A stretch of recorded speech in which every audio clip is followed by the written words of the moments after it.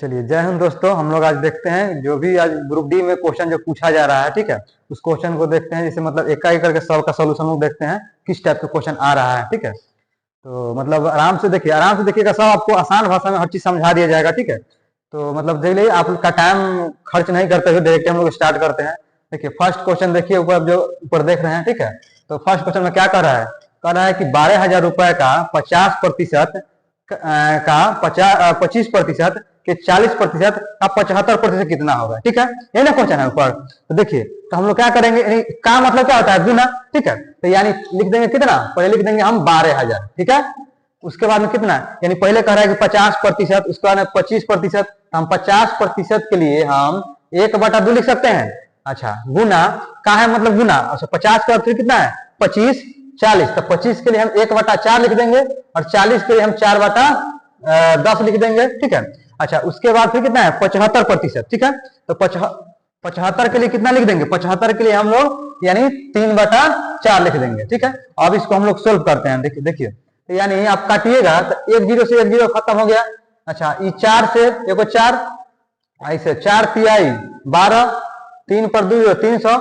अच्छा, उसके बाद कितना हो जाएगा, यानी 2 से काट दीजिएगा कितना, 150। तो 15 तिया 45, यानी कितना हो जाएगा, यानी 450, ठीक है। तो इसका आंसर कितना हो जाएगा, 450। इस तरह से हम लोग कर लें, का रहता है मतलब गुना करना है, ठीक है। चलिए, इसको एक क्वेश्चन देख लिए, ठीक है। इसके बाद हम लोग देखते हैं नेक्स्ट क्वेश्चन क्या कह रहा है, ठीक है, उसके बारे में हम लोग देखते हैं, ठीक है।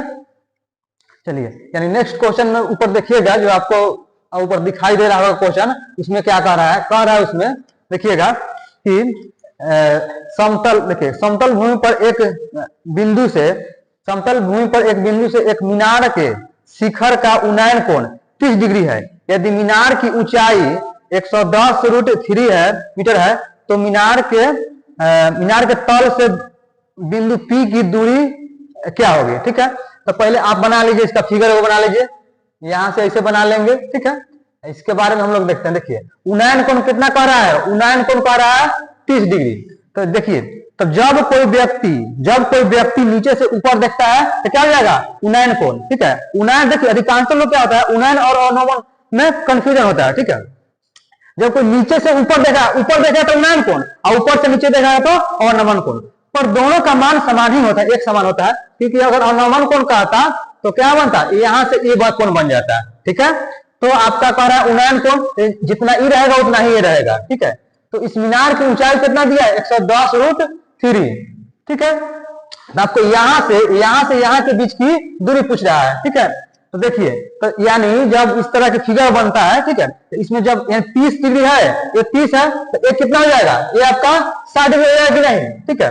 तो देखिए, बेसिक बनाएंगे तो थोड़ा टाइम लगेगा। देखिए, इसका रूल क्या है, जब 30 और 60 का फेयर रहेगा, 30 और 60 का, देखिए तो यानी सबसे छोटा, ये तो 90 डिग्री का कोण बनेगा क्या, जब ये 90 डिग्री का कोण बनेगा तो देखिए ये सबसे छोटा कौन है, 30 डिग्री, इससे बड़ा 60 डिग्री, इससे बड़ा 90 डिग्री। तो देखिए, छोटका कोण के सामने का कोण मान जो भी रहेगा, ठीक है। अब इससे बड़ा, देखिए इससे बड़ा कौन है, 60 का, तो इसके सामने का कोण निकालेंगे तो क्या करेंगे, इसमें हम कितना से, √3 से गुना कर देंगे। यानी 30 के सामने वाला जो रहेगा उसमें √3 से गुना कर देंगे तो इसका मान आ जाएगा, ठीक है। देखिए, तो यहाँ कितना है, इसका मान निकालने के लिए हम कर देंगे क्या, 110√3 है, इसको कितना से, √3 से गुना कर देंगे, ठीक है। तो इसकी लंबाई कितना हो जाएगा, तो इसका आपका हो जाएगा, नहीं √3 से गुना कर दीजिएगा, कितना हो जाएगा, √3 3 हो जाएगा।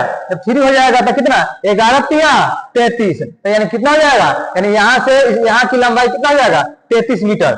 देखिए, मीटर में है तो मीटर में, और सेंटीमीटर में हुआ तो कितना में है, अरे मीटर में है, ठीक है। तो कितना हो जाएगा, 330 मीटर हो जाएगा, ठीक है। इस तरह इस क्वेश्चन को बना लेंगे, ठीक है, इस तरह यहाँ बना लेंगे। चलिए, अब इसके बाद हम लोग देखते हैं नेक्स्ट क्वेश्चन क्या है, ठीक है। तो देखिए, जब भी इस तरह रहेगा तो 30 के सामने वाला को हम क्या कर देंगे, यानी इसको 30 के सामने वाला जो रहेगा तो बड़का के सामने वाली बीच यानी 60 का निकालना होगा, तो क्या करेंगे, √3 से गुना कर देंगे। अगर यही दिया होता, आप छोटा का पूछता तो √3 से भाग कर देंगे, ठीक है। तो अधिकांशतः इस क्वेश्चन में 30 और 60 को खूब पूछता है, ठीक है। तो यहाँ हम ट्रिक अपना लेंगे, मतलब बाद बाकी बेसिक तो बना ही लिखते हैं, ठीक है। चलिए, तो यहाँ हम इसको अगला क्वेश्चन देखते हैं। अगला क्वेश्चन क्या है देखिएगा, चलिए। अगला क्वेश्चन में आपसे कह रहा है कि 7.1/5 यानी 7.1/5 और 245 के मध्य अनुपात को एक सम अभाज्य संख्या से विभाजित करने पर प्राप्त भागफल ज्ञात कीजिए। ठीक है, देखिए तो मध्य अनुपात क्या होता है, जब मध्य अनुपात कहता है, ठीक है, तो देखिए दो संख्या के बीच मध्य अनुपात निकालते हैं तो रूट अंडर दोनों संख्या का गुणनफल। ठीक है, तो एगो कितना है यानी 7.1/5 है, देखिए तो उसको बदलिएगा तो कितना हो जाएगा 7×5 = 35 और 1 36/5, तो पहले का संख्या कितना हो जाएगा 36/5 और गुण है दूसरा का संख्या कितना दिया है, दूसरा का संख्या 245 दिया हुआ है। ठीक है, तो कितना हो जाएगा 245। अब इसको हम लोग क्या कर लेंगे, इसको सोल्व करेंगे तो आपका कितना से हो जाएगा, यानी 5 से इसको काटेंगे तो 5 चौका 20, ठीक है, 5 चौका 20 और फिर 5 9 45। ठीक है, यानी कितना था आपका आपका यहाँ पे 245 था ना, तो 245 से देखिए तो 5 चौका 20 और 5 9 45 तो कितना 49।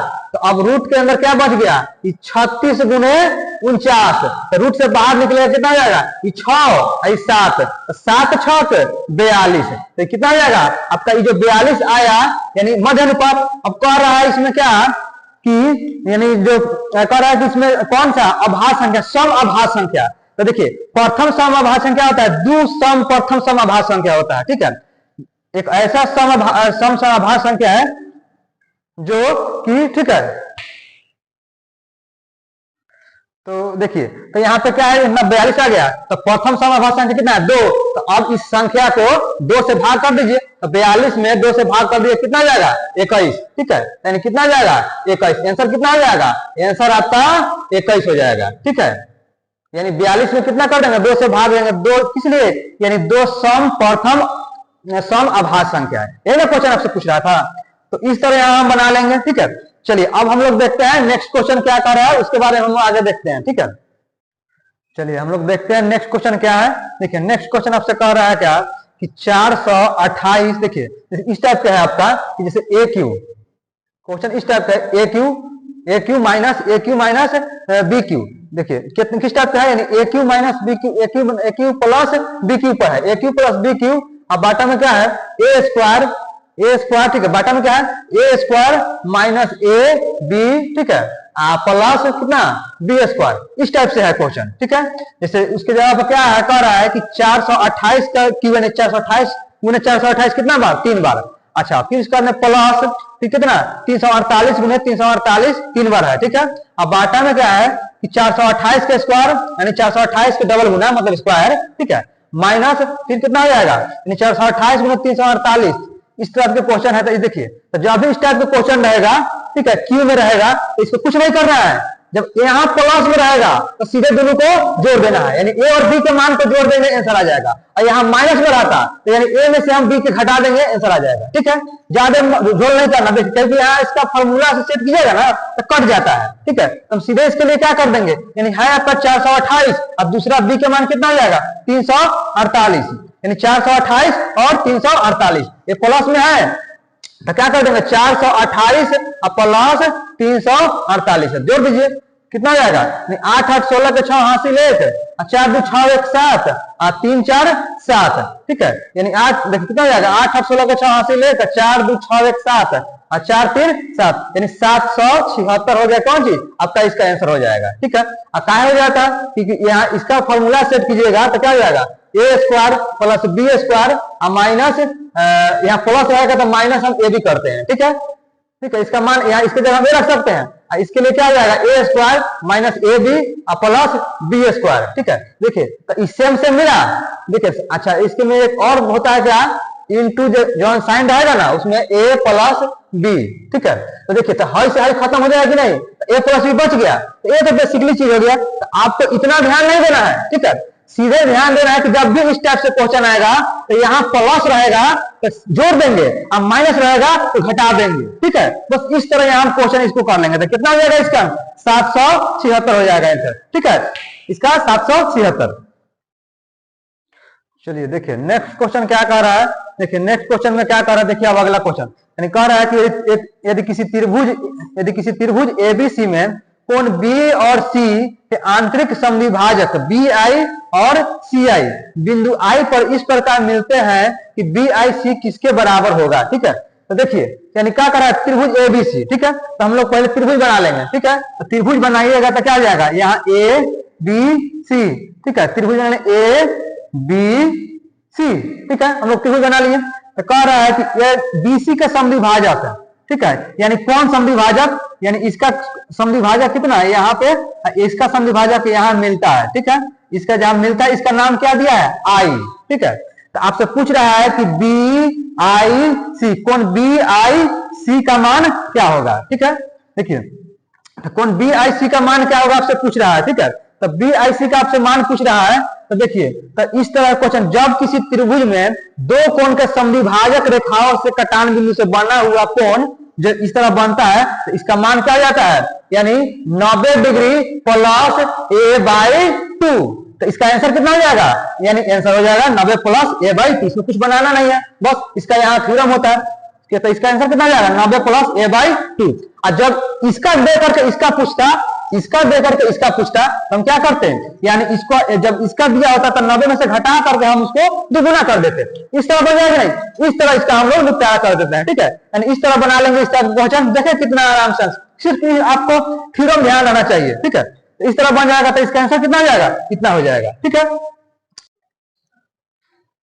चलिए देखिए अगला नेक्स्ट क्वेश्चन क्या कह रहा है। देखिए नेक्स्ट क्वेश्चन आपसे क्या कह रहा है, देखिए कह रहा है तीन संख्याएं 2, 3 और 5। देखिए 2:3:5 के अनुपात में, देखिए 2, 3 और 5 यानी रेशियो में है। ठीक है, अनुपात में है, और इनके उनका लघुत्तम समवर्त कितना दिया है, 90। तो उनका महत्तम समवर्त क्या होगा। ठीक है, देखिए तो लघुत्तम यानी एलसीएम दिया है कितना, एलसीएम दे दिया है आपका 90, एलसीएम 90 दे दिया है। ठीक है, और संख्या का अनुपात कितना है, संख्या का अनुपात 2, 3, 5।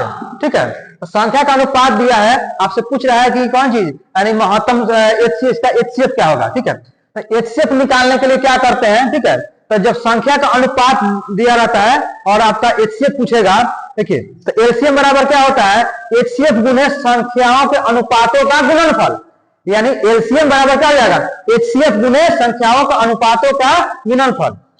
तो देखिए यानी एचसीएफ मान लीजिए एचसीएफ गुने कितना, संख्याओं का गुणन, संख्याओं का अनुपातों का गुणनफल। तो कितना है, 5 गुने 3 गुने 2, कितना जाएगा 5, 3, 15। देखिए तो 5 गुने कितना जाएगा, 2 गुने 3 गुने 5 बराबर क्या जाएगा, 90। ठीक है, ये नहीं बोले हैं कि जब क्या हो जाएगा, जब संख्या का अनुपात दिया रहता है, एचसीएफ आपको निकालना है और एलसीएम दिया रहेगा, एलसीएम बराबर क्या होता है, यानी संख्याओं का अनुपातों का गुणनफल गुणे एचसीएफ। तो देखिए अब इसको काट दीजिए, तो 5, 3, 15, 30, तो 30 से कम मरतब है, यानी आपका 3 मरतब है, यानी 30 तिहाई। देखिए 5, 3, 15, 30, 30 तिहाई 90। तो एचसीएफ कितना जाएगा आपका, एचसीएफ आपका 3 आ जाएगा। तो इस तरह यहाँ बन जाएगा ना, इस तरह इसको क्वेश्चन को निपटा कर देना है। चलिए हम लोग देखते हैं अब नेक्स्ट क्वेश्चन क्या है। नेक्स्ट क्वेश्चन कह रहा है कि 1600 रुपए का राशि को, ठीक है, आंशिक रूप से यानी 5% और फिर आंशिक रूप से 8% साधारण ब्याज की साधारण ब्याज उधार दिया जाता है। ठीक है, दिया गया है। तो 4 वर्षों के बाद प्राप्त कुल ब्याज कितना, 384 रुपए है। तो 5% और 8% दिए गए जो धन है उसका अनुपात क्या होगा। ठीक है, तो हम लोग देखते हैं। देखिए तो पहले आप कितना दिया गया है, पहले आपका 5%, उसके बाद 8%। ठीक है, तो देखिए हम लोग 5% 8% देख लेते हैं। देखिए 5% के लिए हम लोग एलिगेशन विधि से इसको बनाते हैं। ठीक है, देखिए तो 5% एगो दिया है, एगो 8% से दिया है। ठीक है, देखिए उसके बाद में कितना है, 1600 रुपया है, 1600 रुपया है, यानी 8%, एगो 5%, एगो 8%। ठीक है, तो 1600 रुपया दिया गया है, तो उसका क्या करेंगे, तो देखिए तो इसका आप 1600 रुपया से आप ब्याज निकाल दीजिए, कितना कंपाउंड ब्याज, 1600 का कंपाउंड ब्याज कितना दिया है, 384 दिया है, इसका प्रतिशत निकाल लेंगे।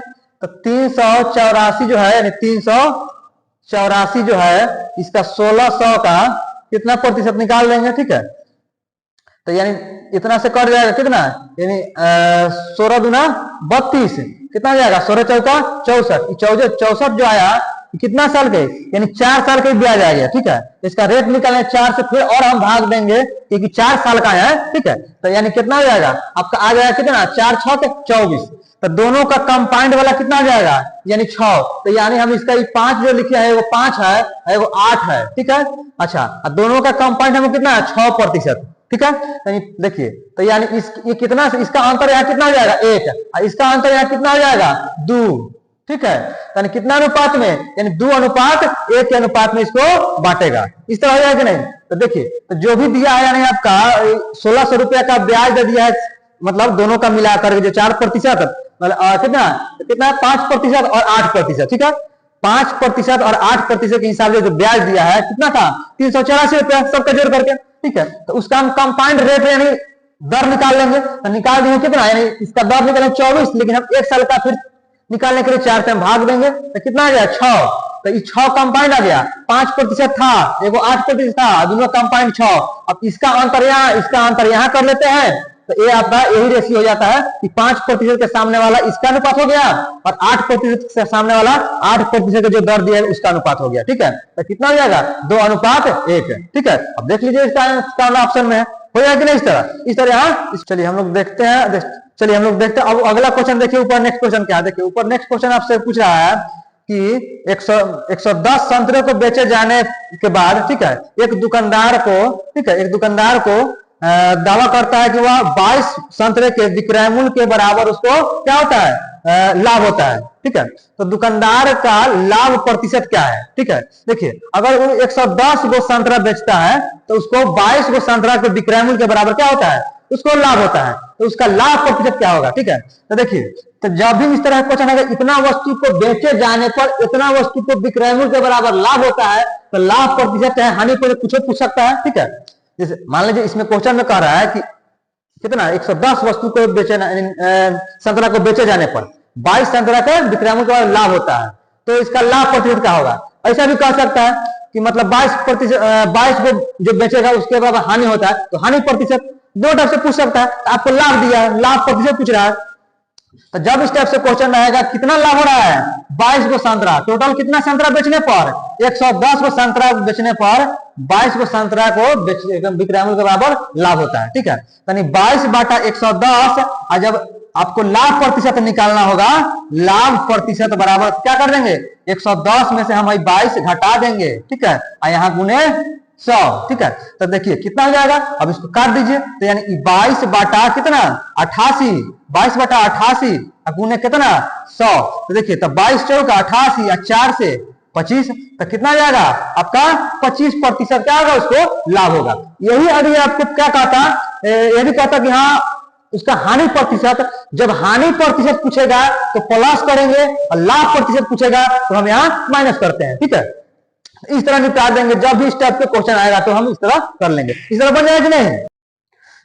चलिए नेक्स्ट क्वेश्चन क्या है, अगला हम लोग देखते हैं। कह रहा है एक नाव धारा के अनुकूल 77 किलोमीटर की यात्रा 7 घंटे में तय करती है, ठीक है, जबकि धारा के विपरीत 45 किलोमीटर की दूरी को 5 घंटे में तय करती है। तो स्थिर जल में नाव की चाल क्या होगा। देखिए, आपको स्थिर जल में नाव की चाल आपसे पूछ रहा है। देखिए, तो धारा के दिशा में कुछ दूरी तय कर रहा है, तो वो धारा के विपरीत कुछ दूरी तय करता है, दोनों का दूरी और दोनों का समय दिया है। तो हम धारा के दिशा में नाव की चाल और धारा के विपरीत नाव की चाल निकाल लेंगे। जब ये दोनों निकल जाएगा तो हमको नाव की चाल चाहे धारा की चाल जो भी पूछेगा निकल जाएगा, ठीक है। तो देखिए, तो पहले हम लोग धारा के दिशा में हम लोग नाव की चाल निकालते हैं। देखिए, मान लीजिए धारा के दिशा के चाल के हम x मान लिए। देखिए, धारा की दिशा में नाव की चाल बराबर क्या होता है, दूरी बटा समय। तो देखिए, 77 किलोमीटर की दूरी कितना घंटा में, 7 घंटा में, ठीक है। तो 77/7 तो कितना हो जाएगा, यानी 11 किलोमीटर पर आवर, ठीक है। अच्छा, उसके बाद कह रहा है क्या चीज कि 45 किलोमीटर की दूरी 5 घंटा में, ठीक है। तो देखिए, अब धारा के विपरीत चाल, नाव की धारा की विपरीत चाल कितना, यानी आपका हो जाएगा 45 किलोमीटर कितना घंटा में, यानी 5 घंटा में। तो 5 9 कितना हो जाएगा 45, ठीक है। तो इसका कितना हो गया 9 किलोमीटर प्रति घंटा, यानी 9 किलोमीटर प्रति घंटा आ गया। देखिए, तो अब धारा के दिशा में नाव की चाल और धारा के विपरीत नाव की चाल आ गया, ठीक है। तो जब धारा के दिशा और धारा के दोनों दिशा में दोनों की तरह नाव की चाल दे रहेगा, तो जब पूछेगा नाव की चाल तो क्या कर देंगे, दोनों को जोड़ के आधा कर देंगे। और जब पूछेगा धारा की चाल तो दोनों को जोड़ के देखिए सॉरी, जब पूछेगा नाव की चाल, जब पूछेगा नाव की चाल, देखिए ध्यान रखिएगा कि जब भी धारा की चाल और नाव की चाल में, ठीक है, अधिक सबसे बड़ा किसका चाल होगा ज्यादा, यानी नाव की चाल होगा, ठीक है, यानी नाव की चाल ज्यादा होगा, ठीक है, धारा की चाल की अपेक्षा। अपवाद समुद्र में जैसे सुनामी नामी आ गया तो अलग चीज है, ठीक है, जैसे तो इसमें क्या जाएगा, तो देखिए नाव की चाल पूछ रहा है, तो धारा और नाव की चाल में कौन बड़ा हो जाएगा, नाव की चाल, ठीक है। जैसे मान लीजिए आप कहीं नाव चला रहे हैं, ठीक है, देखिएगा स्टीमर, ठीक है, तो आप उल्टा इधर से चाहे उधर से पानी जाएगा, ठीक है, तो आप उल्टा भी जा सकते हैं और धारा की दिशा में जा सकते हैं। तो इसका गति, इसका क्षमता ज्यादा है नाव का, तभी ना का, तो यानी क्या हो जाएगा, तो उसका ज्यादा किसका होता है, नाव की चाल। तो जब पूछेगा आपका नाव की चाल, ठीक है, तो नाव की चाल कितना हो जाएगा, नाव की चाल हो जाएगा कितना, यानी दोनों को जोड़ लीजिए, 11 और 9 कितना, 20, अब बाटा 2 कर देंगे तो कितना हो जाएगा, 10 किलोमीटर प्रति घंटा। तो नाव की चाल कितना हो जाएगा, 10 किलोमीटर प्रति घंटा। यही यदि धारा के पूछता तो क्या कर देंगे, यानी इस दोनों के अंतर को हम क्या कर देंगे, 2 से भाग देंगे। तो 11 में से 9 हटा के अब तब कितना रहेगा, 2, तो यानी फिर 2 से भाग कर देंगे 1, ठीक है। तो नाव की चाल पूछेगा तो जोड़ करके आधा करेंगे, और धारा की चाल पूछेगा तो हटा करके आधा करेंगे। इस तरह हम क्या कर देंगे कि नहीं, इस तरह यहाँ इसको देख लेंगे, ठीक है। चलिए अब देखिए हम लोग नेक्स्ट क्वेश्चन, देखिए नेक्स्ट क्वेश्चन क्या कर रहा है, देखिए इसमें आपसे कह रहा है नेक्स्ट क्वेश्चन, अगला क्वेश्चन में कि एक टैंक को 3 पाइप ए बी सी, ठीक है, ए बी सी द्वारा 4 घंटे में भरा जाता है, ठीक है। तो पाइप सी देखिए, तो पाइप सी ए से दुगुना तेज है, ठीक है, और पाइप बी और पाइप कितना, देखिए और इसमें कि पाइप सी पाइप बी से दुगुना तेज है, ठीक है, और पाइप बी ए से दुगुना तेज है, ठीक है, यानी क्षमता इसका दिया है, ठीक है। देखिए तो मतलब मान लो कितना, देखिए ए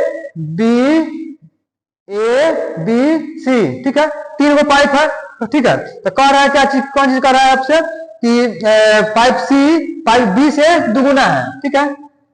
देखिए मान लीजिए अगर ई बी 2 है तो ई कितना हो जाएगा, सी 4, यानी इसका दुगुना हो जाएगा, ठीक है। अब आगे कह रहा है इसमें कि मतलब पाइप बी यानी 1 से दुगुना है, ठीक है, यानी पाइप बी ए से दुगुना है, तो ए का कितना हो जाएगा, 1, ठीक है, अनुपात। देखिए इसको अपना से मानना पड़ेगा, जैसे जो कह रहा है वो हिसाब से कह रहा है कि बी से दुगुना सी और आपका ए से दुगुना बी का, ये ना कह रहा है। देखिए तो ये आपका क्षमता आ गया, क्षमता का अनुपात आ गया ए बी सी का, लेकिन कह रहा है कि तीनों मिलकर उस काम को कितना घंटा में, 4 घंटा में कर रहा है, ठीक है।